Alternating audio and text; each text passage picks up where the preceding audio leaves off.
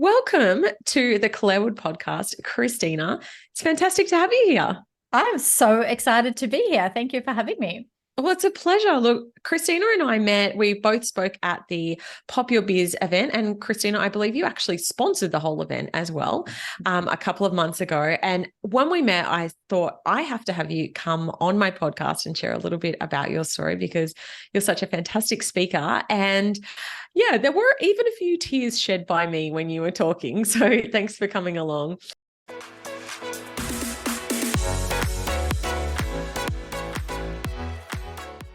Let's start back and then we'll dive a little bit into where you're at on your business journey. For anyone who doesn't know you, do you mind sharing a little bit about, about your backstory? Yeah, I grew up in Sweden and I came to Australia as a 22-year-old and I met my partner in a ski resort and I thought I'll just come here for a bit. And then I loved it here, so decided to stay. But during that time, I was quite lost and I had no idea what to do with my life. So I was whinging and complaining a lot and didn't know what was I going to do with my life. And at 3 a.m. one morning, I woke up my partner, I think for the fifth time, asking him, what am I going to do with my life? So he was a bit over that complaining all the time. So he said, he turned on the light and he said, why don't we write down what is important to you? So I wrote down some dreams on paper. And one of them was to have my own business. And I didn't know anything about starting a business. I didn't know what that was going to be in. And I also wanted to drive to work every day and loving it. That was really important to me, more important than anything, because we spent so much time at work and I wanted to love it. And I also want to have a connection with my country, Sweden. So I want to be able to call that home as well and live in both worlds. And that felt impossible at the time. And then I wanted to work with Swedish design and I wanted to make $500 a week. That was my goal for The for big dream. yeah. Well, for me at the time, I didn't make that at the time. This was a long time ago.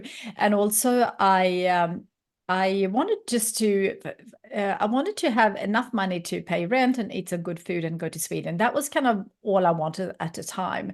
And based on that, I looked at my list and I thought, if I'm going to have my own business one day, I have to have a beautiful office. And I just could not find anything.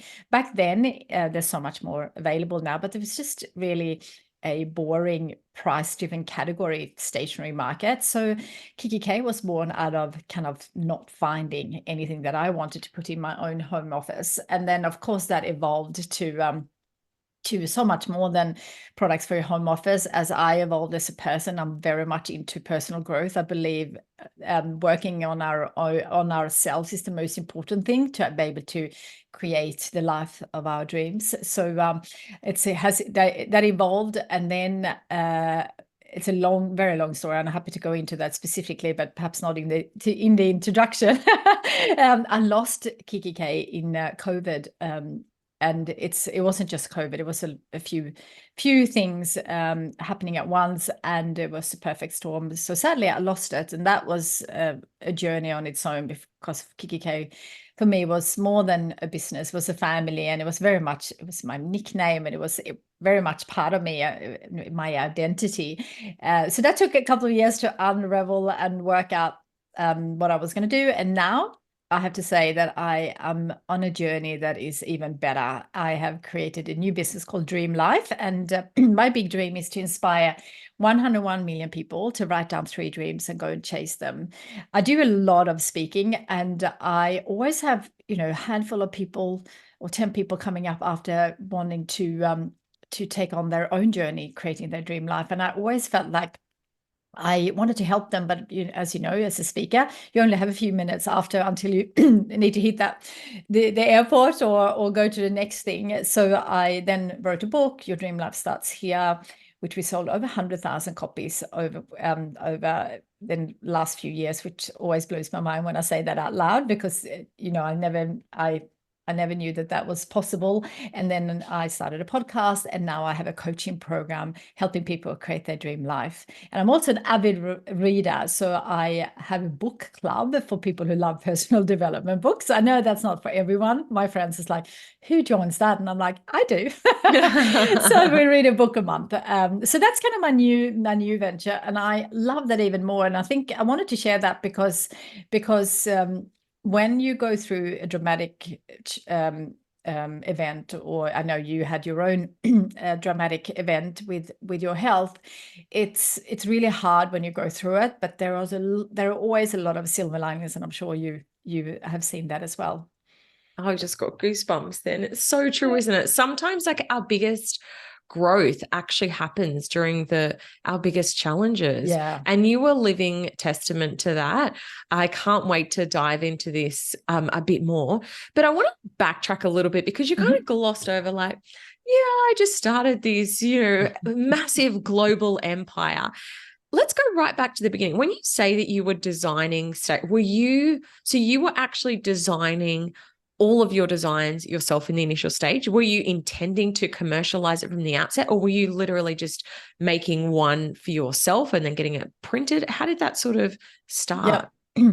No, because my dream was to have my own business. I'm a vision person. I'm not a good detail person. I'm a good dreamer. I dream big. So I had a clear vision actually from day one. When I say clear, I had an idea, and of course that wasn't clear for everyone, including myself, until I started to work on it. But when I went out to buy some products, it wasn't depressing. That's not the right word, but it was really, I was just like, this is so boring. And I didn't even think about that this could be my potential.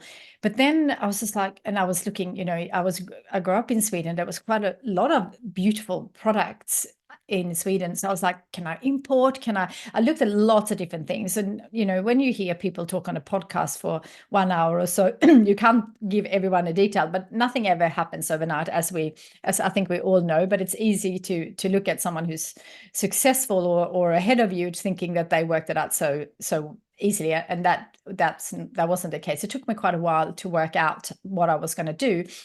But then when I realized I can actually do this myself, my own brand, I got really excited, thinking that's actually such a freedom in its own right, because you can just then create whatever you want. And because I was focusing on my own home office, excuse me, that was very fitting to start. And for me, it wasn't actually so much design in terms of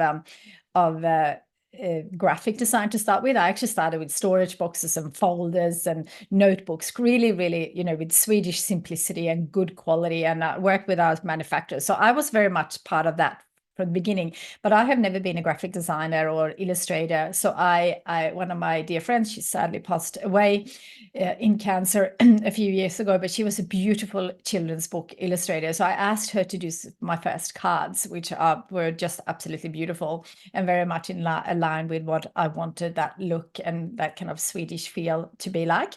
And then I actually started with kind of, I didn't call it party plan, but it was like a party plan. So basically, I asked my friends, because all my friends said to me, I created some samples. So I did like journals like this. This one is a bit used now because Q4 is almost done. I did that. And then I asked people, will you pay whatever, $20, whatever that was at the time? And everyone said yes. And I thought, this is a bit too good to be true. So I then thought, if everyone would buy from me, it's a different story, because it's one thing to say you're going to buy something, and it's another thing to actually give me the cash. So I asked people, my friends, to invite 10 friends, and I set it up as a little kikki.k showroom. I color coordinated everything, and I had lamp. It took me about 2 hours to set it up myself. And I remember it very vividly, because I think I did about 40 of these, and it was 40 degrees in Melbourne at some of those days, and it was really hot. And I had a tiny car, and my last box was always on my lap. People said, you can't drive like that. I said, yes, I can. And so that's kind of how it started. And then that gave me confidence. And I wanted to share this, because sometimes you just need to start with something, even if you have a really big vision that I did. I needed to start to work out, is this going to work? And of course, it's so much easier in today's world compared to what it was when I started, because, internet was just starting then, and you couldn't reach a global audience as you can today very quickly. So I got that confidence, and then I started to wholesale, and then I convinced Paul, my partner, to sell his house to open the first retail. For me, retail was really, and I had no experience in retail, but retail for me was really important because I saw how the gift shops, and there's very few of those around in today, because it's really hard for them to survive because the margin is too low and the rents are too high when you import or you buy from from other products. So it's a model that's really hard to make it work. But when I saw those people do that, I felt like they didn't put it the way I wanted to merchandise it, and because I'm a visual person, I then thought, yeah, I need to have a retail. So Paul sold his house. This was 9/11, just happened in 2001. It was a challenging time.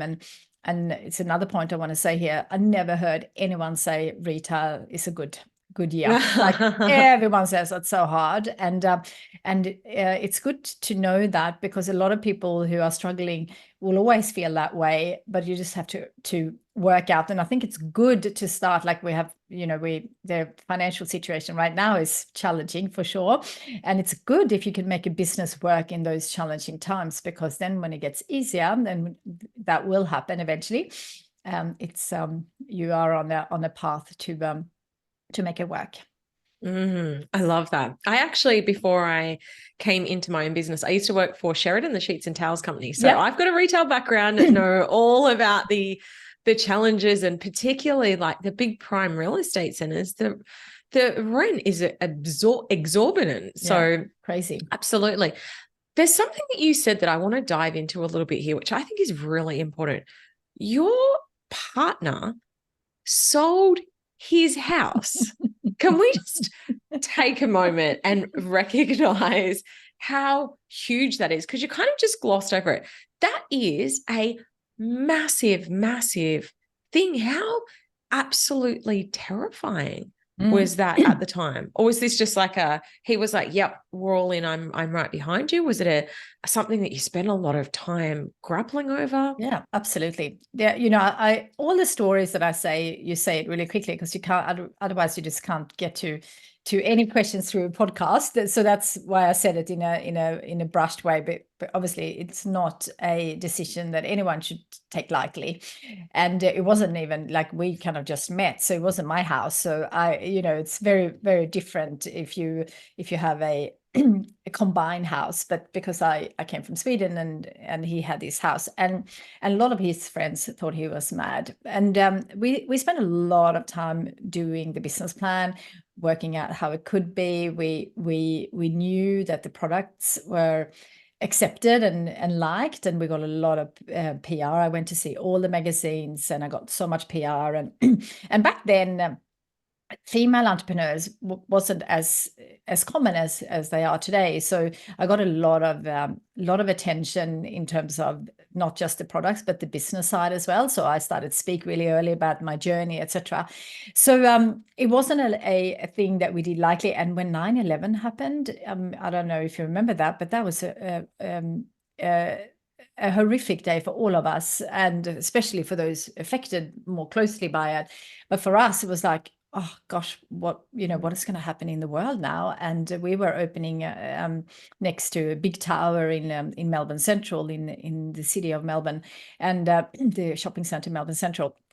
And I was scared, and I was like, oh, I don't even know if I want to be close to a building that can be blown up like they did. So it was it was definitely not something we did lightly. We tested it many ways. We had a lot of mentors around us to give us advice. But at the end of the day, when you come to the decision, we needed to be sure that this was the right thing to do. And I thought, Paul actually joined the business then. He worked for another business before that. So that was really good, because he knows so much more about business than I did at the time, and probably still do. And we just had different strengths, so we worked really well together. So eventually, in the beginning, we took turns on running the business depending on what we were focusing on, and then eventually he became the CEO until 2016, and then we had a professional CEO that didn't work out. We tried a couple, didn't work out, and yeah, it wasn't an easy decision, but it was right, and something that we took a long time to make a decision. It wasn't a massive house, and it wasn't something we believed. We both believe that if it didn't go to plan, we can make that again. Isn't that so beautiful? And it's something, people ask me this a bit because I'm very blessed as well. I've got an incredibly supportive husband. Yeah. And a lot of people say to me, well, what do you do if you don't have a partner who is either supporting you or coming all in? Like, what advice would you give to people who maybe are in that boat and their partner's really not behind them on their dreams and their business journey? Yeah, I mean, it's such an individual question for each couple to go on that journey. But I believe that you need to create your dream life. Each person has to do. So if your partner is not wanting to be there, I don't think that's the right thing. So it's one thing to be supportive, it's another thing to be involved. So I actually think that it's better not to have a business with your partner.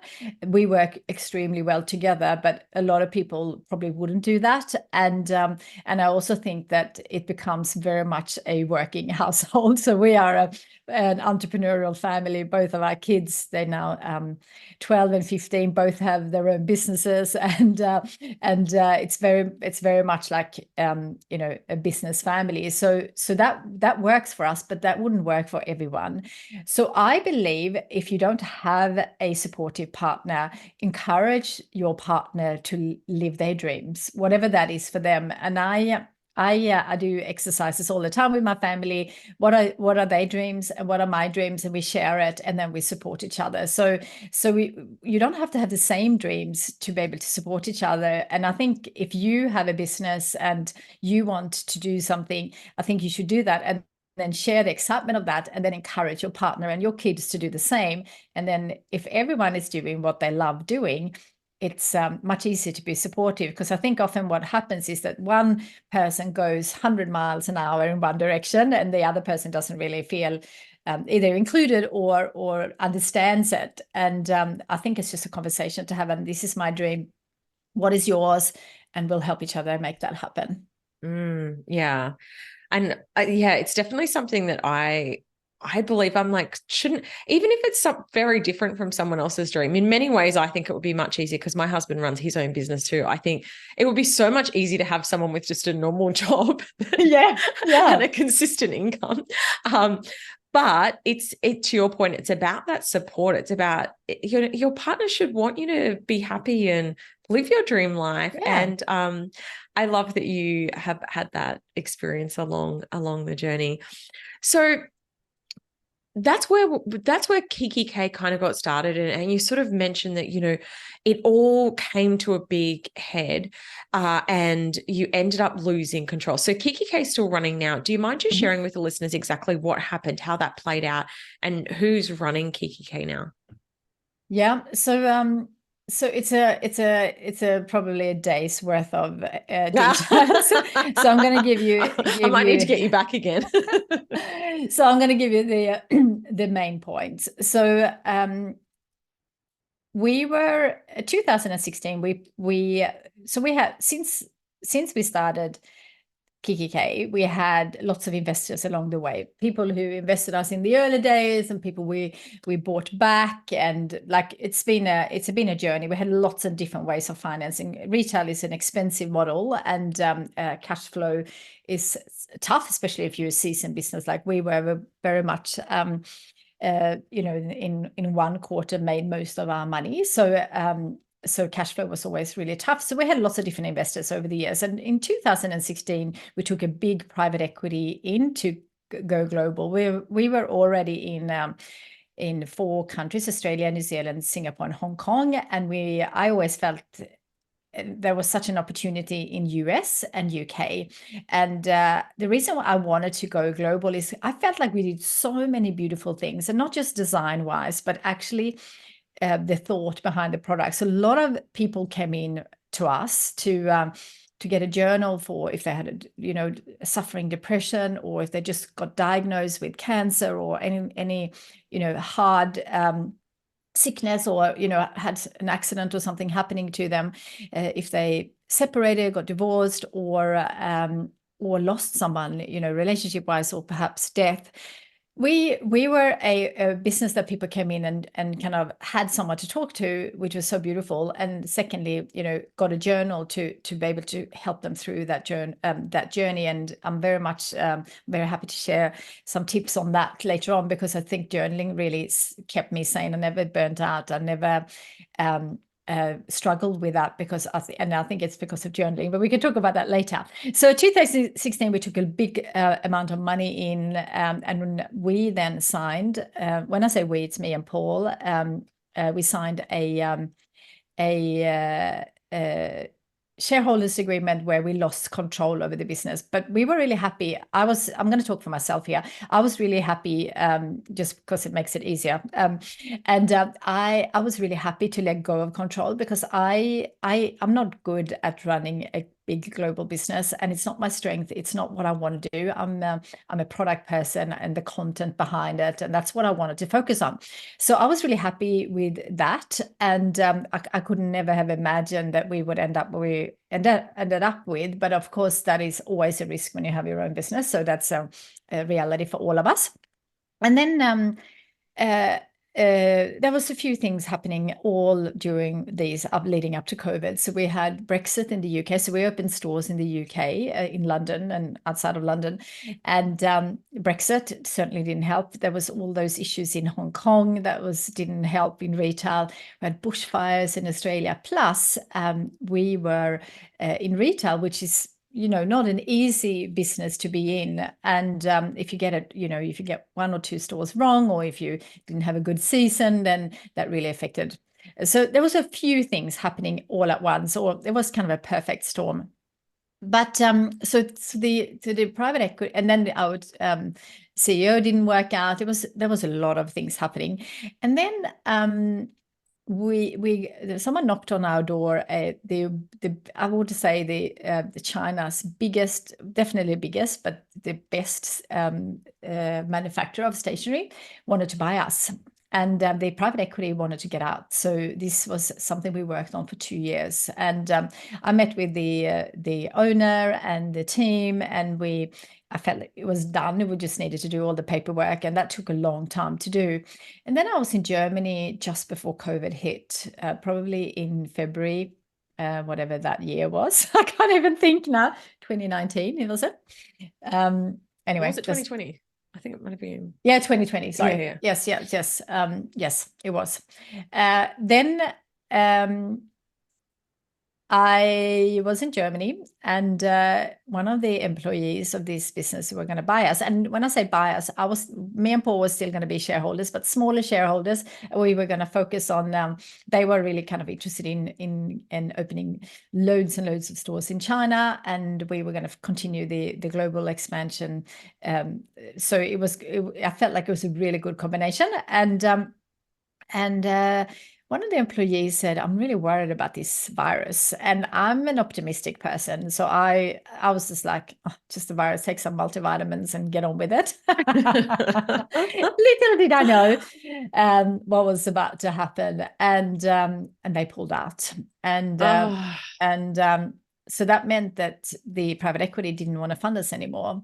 So they put us into administration. And that was the hardest day of my life, I have to say, because as an entrepreneur, you just that's just not an alternative that I ever thought that I would take ever. And it was out of my control anyway. So there was nothing I could do, but it was just like, I just fought until the end.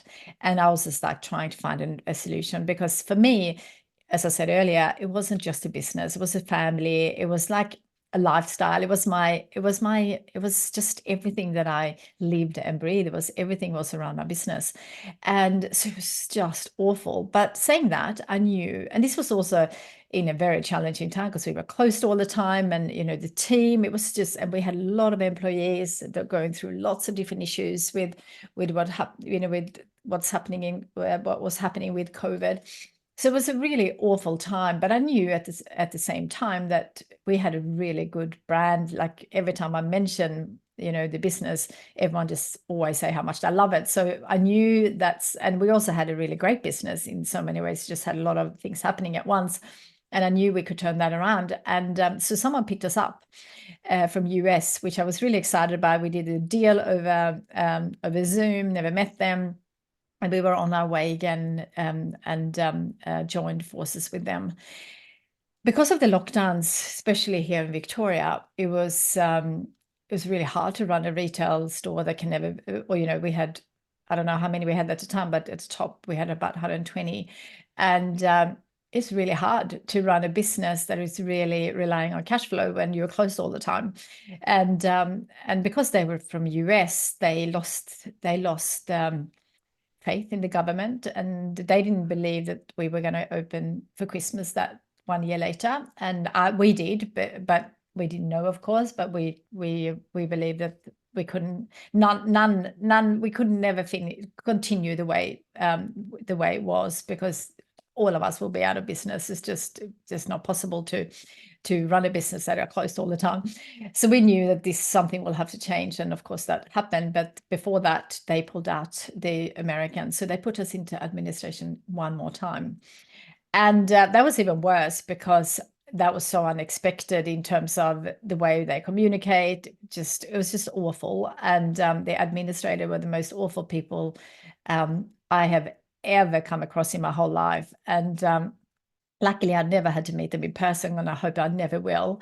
And it was such a shock, because we were a human first business, and we were, always, we had so many challenges over the year, but always managed to deal with all that in a nice way. And it was just such a shock. And then when that happened, I made a decision. I didn't know what was going to happen, but I made a decision pretty quickly that I want to be back in control. I'm an entrepreneur.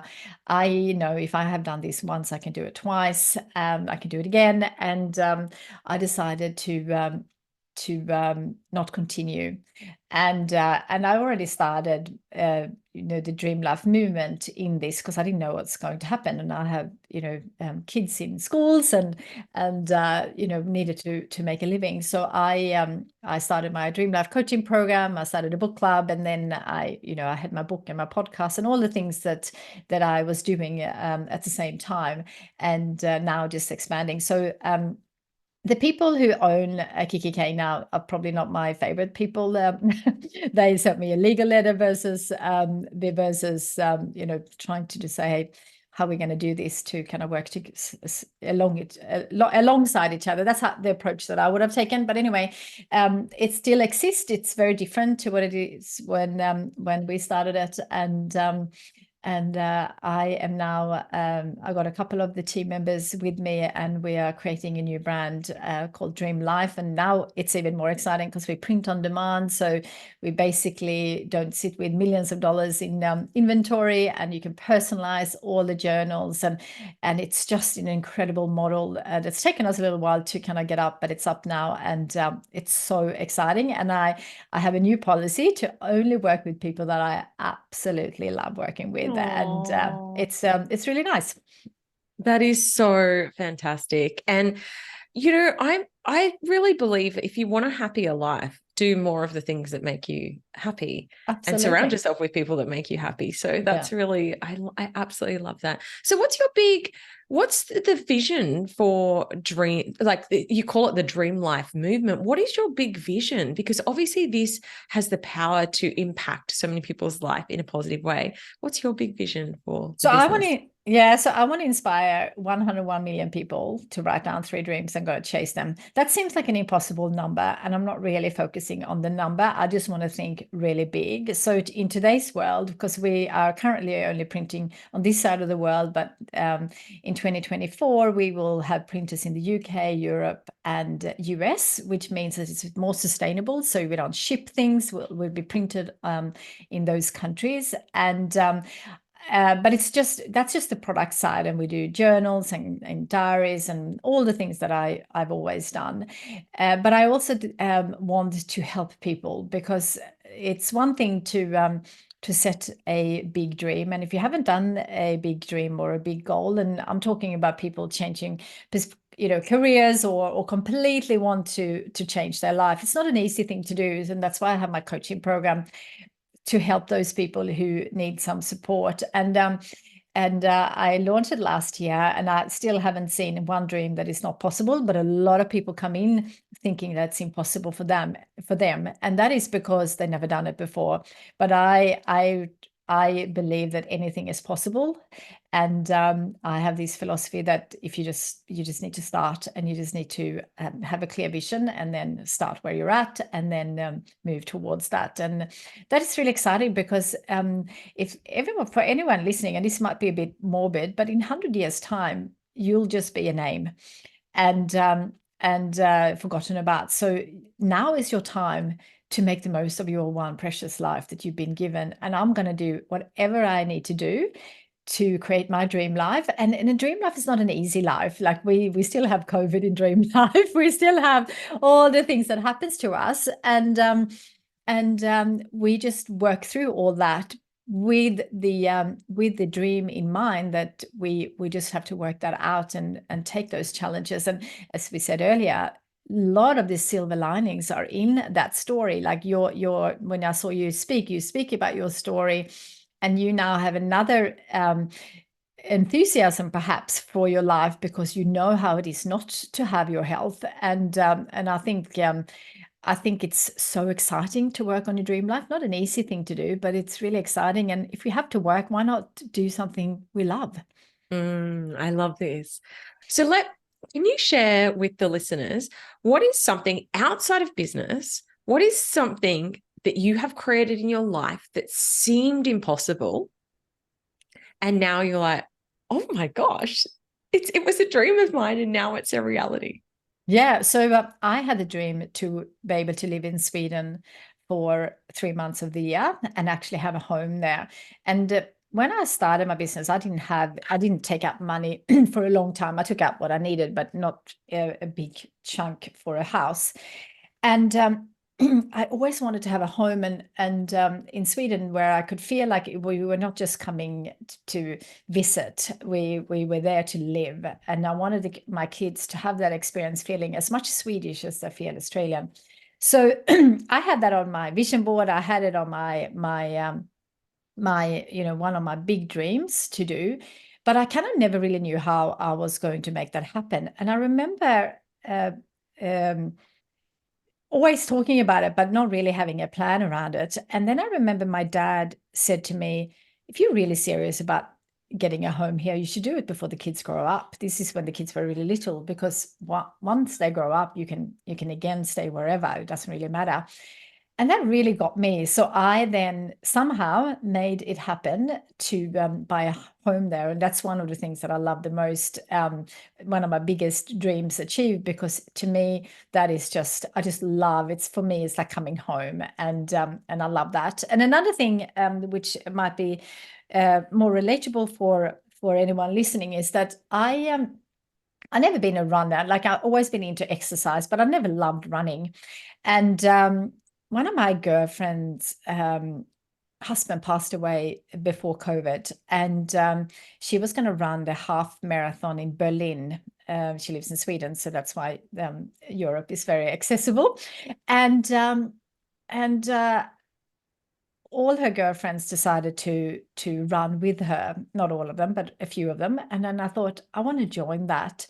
But because I was living in Australia, I wasn't quite sure if I could make it happen with the timing. But I thought, so I registered, but I didn't tell anyone. And then I started to practice to run a half marathon. So for me, from not loving running and didn't really feel like I could run, well, when I said, if we physically can run, all of us can run, but I felt like it was more a mental hurdle for me. And I didn't actually make it. That was one of the blessings of COVID for me, that was cancelled. So I didn't have to run the half marathon. But I then started to really enjoy my runs. And I did decide to do, my girlfriend did these 100 days of running last year. And I was like, that sounds crazy. But then I thought, I love a challenge. So I did actually 200 days of running. As when I got to 100, I couldn't stop. And so that is one thing that felt impossible at the time, but I now make happen. I still don't love running. Is certainly not my thing in terms of it's not something that comes naturally loving it for me. But I now, with my community, whoever is in my Dream Life community and wants to start running, and one of the girls who actually joined my community 3 years ago, she on last weekend she ran a half a marathon, and she said that she couldn't even run to the post box at her house. And that was so she texted me the day before, and I went to see her from thinking that she could not run to she actually started running in her backyard because she was so embarrassed, and now running half a marathon was so incredibly amazing. Oh, I love that. Yeah, I'm definitely in camp. I say all the time, I can't run. And physically, I can run. But it's something in my head. And every time I try and get started, I'm like, I'm not meant for this. It's so funny how powerful our mind is. Yeah. And, at this point, it's not something that I'm terribly motivated to do. It doesn't really light me up. But yeah, to hear that you can come on that journey and create something from something that seemed impossible is just so inspiring. Yeah. And you know what? I think for me, I just thought if I could do this, I can do anything. Because for me, physically, I can run, absolutely. But mentally, I walk, I love walking. That's my thing. Like everywhere I am, like I just went up to Queensland where you are, and I stayed extra time just to walk because I just love it. So fitness wise, I can walk and I can run, absolutely.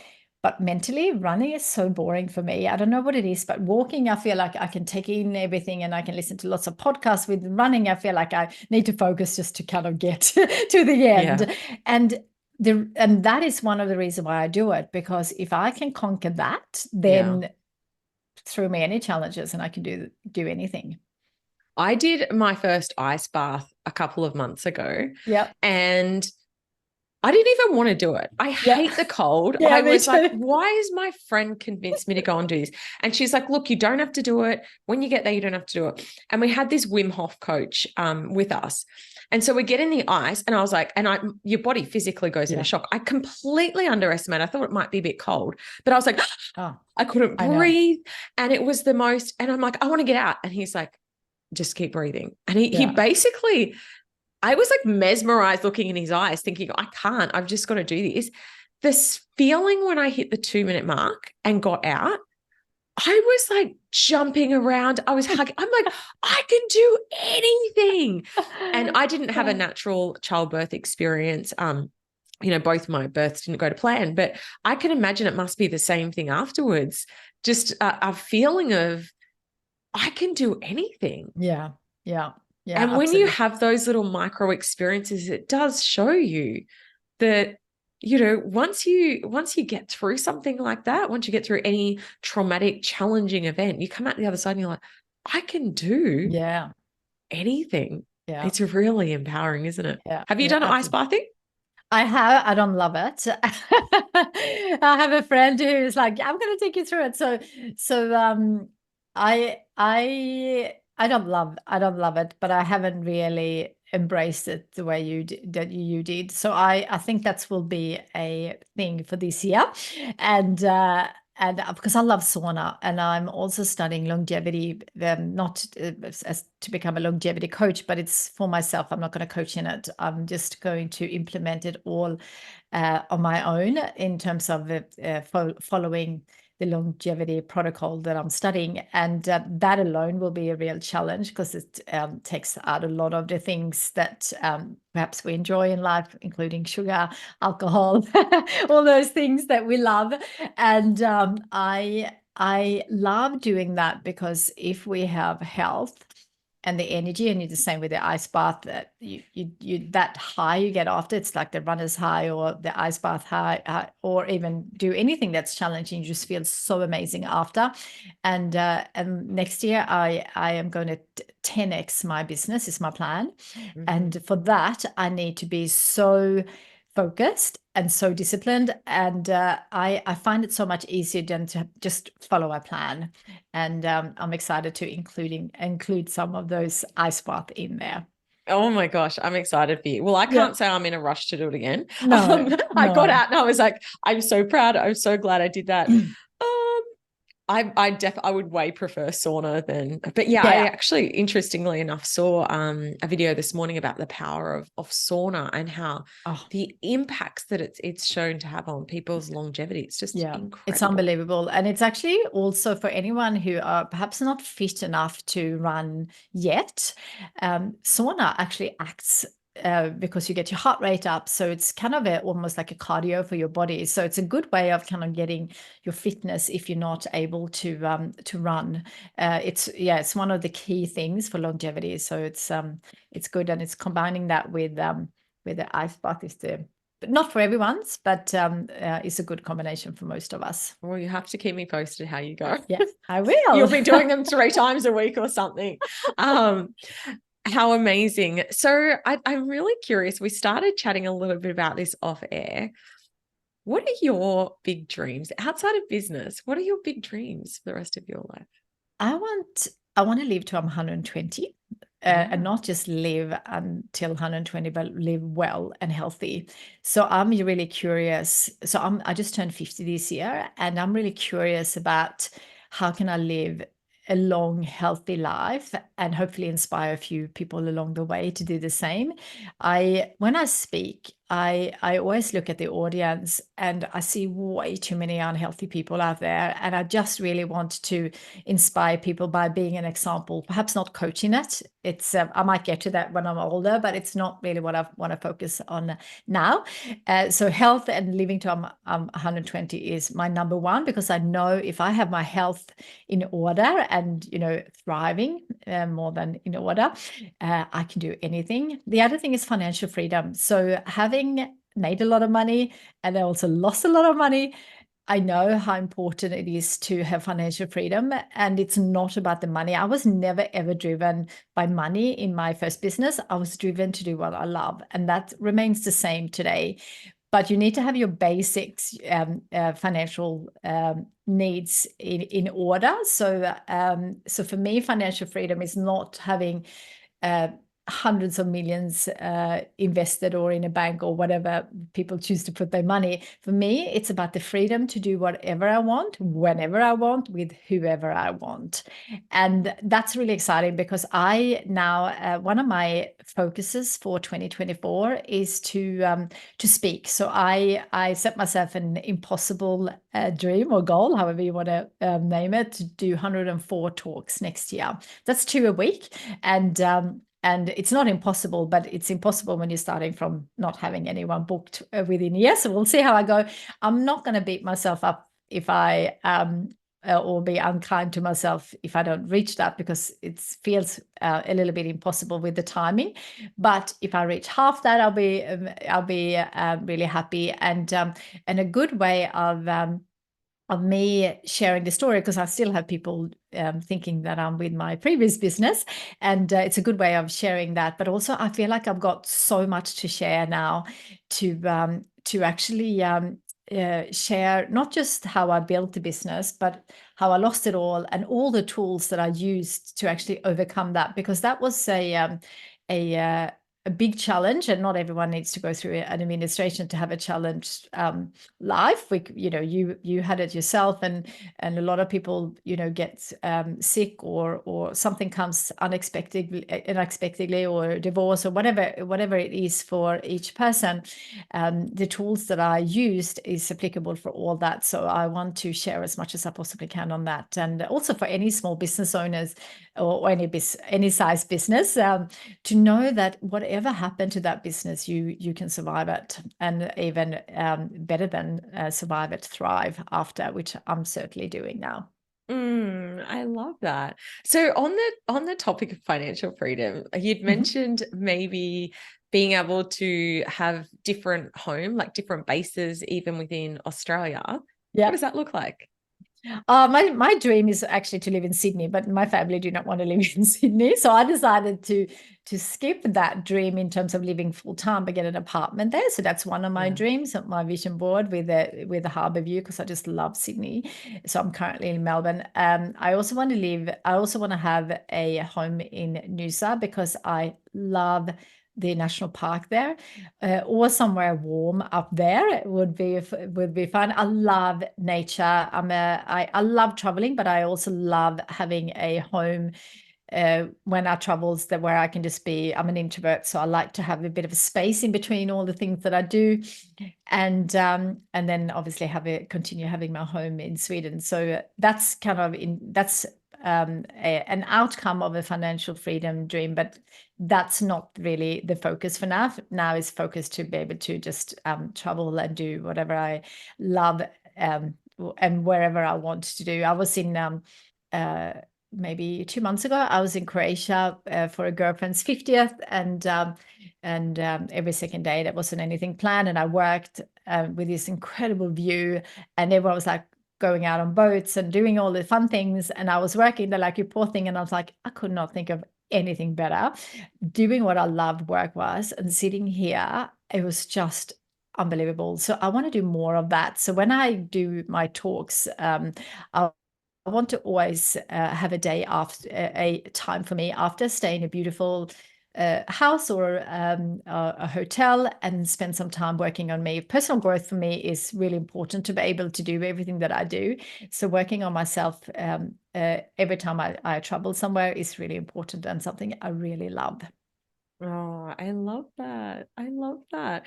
Well, I'm so excited for you. I know that you sharing your vision is inspiring so many people. I'm getting off this feeling so inspired, and I'm sure my listeners will as well. So if people would like to find out more about your books, about working with you, about your journals, what's the best way to do so? Don't go to kikki.k. Don't go to kikki.k. It's funny. I now have to make that very clear on all podcasts and all my talks, because some people say, "Oh, I'm just going to go." Even a friend to me texted me the other day. I just ordered a diary. I said, "Which one?" And a kikki.k. I'm like, "What?" Anyway, she obviously wasn't a close friend, but anyway. So there are a few things. So if people are interested in the coaching program, I think this is for anyone who really wants to work on themselves. So that's a 12-month program you can join anytime. That's at yourdreamlifestartshere.com. But if anyone has any specific questions about that, just send us an email and we can explain it. But it's all on that website. For anyone who's interested in personal growth books or personal development books, we have a book club called Grow, where we read one book a month. I absolutely love that. I go live in both of these programs every Monday. So it's a very much interactive. The coaching program, you can get a lot of support, but also the book club live every week. And then the Dream Life store is where you can find journals. And the amazing things, I think, is that you can personalize them. So all the diaries, the journals. I've got a great book called journal called Plan Your Year, for anyone who needs some support on that. But bullet journals, gratitude journals, goals journal, you name it, it's all there. Actually, for anyone who wants to focus on their wellness for 2024, we got a beautiful wellness journal. I think that can help a lot of people. Beautiful. Well, I will link everything in the show notes for today's episode. Thank you so much for coming on the podcast today, sharing your journey. It's been an absolute joy. And I wish you every luck in creating your dream life. Thank you so much. Thanks for having me, and thanks for inspiring people to work on their financial freedom. I think it's so important to be able to live your dream life, so you can choose to do what with your time. I think that's most important when it comes to financial freedom. So thank you for spreading that word out in the world, and thank you so much for having me. Oh, absolute pleasure. Thanks for coming on. Thank you.